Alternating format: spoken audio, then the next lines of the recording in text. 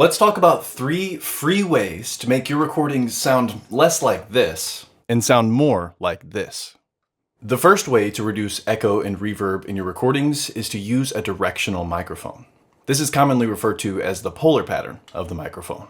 All microphones have a polar pattern, and choosing a microphone with the right polar pattern is half the battle. Right now, this microphone is in omnidirectional mode, which means it picks up sound evenly from all directions. That's the worst case scenario for a room like this, because the sound from my voice goes outward in all directions, reflects off of surfaces, walls, back to the microphone. An Omni mic will pick up all of those reflections evenly. Now, the microphone is in cardioid mode, where it picks up sound best from the front and rejects sound from the rear. This helps because the direct sound approaches the microphone from the front, where it's most sensitive, but some of the indirect sound reflects off of surfaces and back into the rear of the microphone, where it's canceled out by the cardioid polar pattern.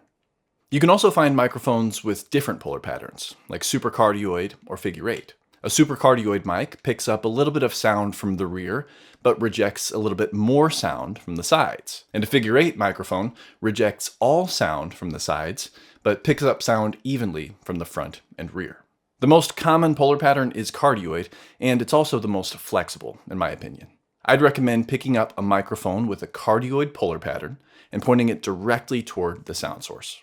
If you have some money to spend, it's definitely worth investing in some acoustic treatment, even if you decide to build your own panels. If you're interested in learning how to build your own acoustic panels, go to audiouniversityonline.com/acoustic panel blueprint to download your free copy. But this video is about free ways to reduce echo and reverb. So how could we improve the acoustics of the room without spending any money? Lots of things are acoustically absorptive, such as curtains, mattresses, and blankets. Just keep in mind that a very thin curtain or blanket will only be effective at high, mid, and high frequencies. And if you absorb too much high, mid, and high frequency sound, you'll be left with only low, mid, and low frequency reflections, which might leave your recordings sounding dull and muddy. If you have some thick blankets or curtains, it's worth setting them up to absorb some of those indirect reflections before they can return to the microphone. This could mean placing them along the walls or placing them more strategically. Remember, if you're using a cardioid microphone, it picks up sound best from the front and rejects sound from the rear. You may have seen devices like this, but in my opinion, these don't make much sense. The indirect sound from behind the microphone will already be significantly reduced as a function of the microphone's polar pattern. It makes much more sense to place absorptive blankets or curtains behind the sound source to absorb the reflections that would otherwise enter the front of the microphone.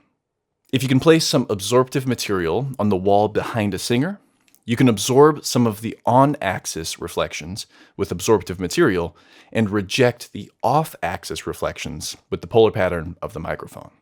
You might also try setting up further from the walls and placing a gobo behind the singer. This could be done with blankets propped up on mic stands or some other makeshift stand. The benefit of setting up further away from the wall is that the sound will have to travel further to reach the wall and further to return back to the microphone. Therefore, the sound will be weaker by the time it does return.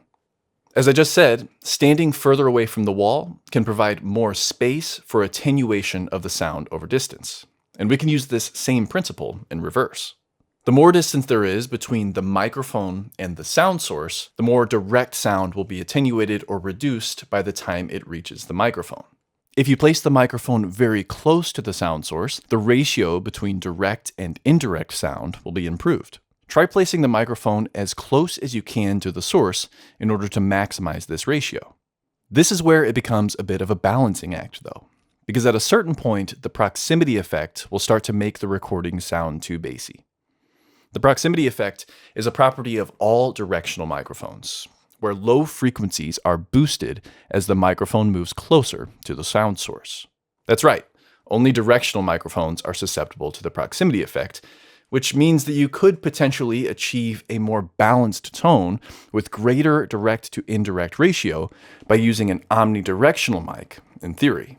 That's because you could place an omnidirectional mic much closer to the source without encountering any proximity effect problems. But in practice, it's usually best to just use a directional mic anyway. placing it as close as you can to the sound source while paying attention to the frequency balance. Don't forget to download the free acoustic panel blueprint using the link below. In the next video, you'll learn more about microphone polar patterns and how they can help you make better recordings. I'll see you there.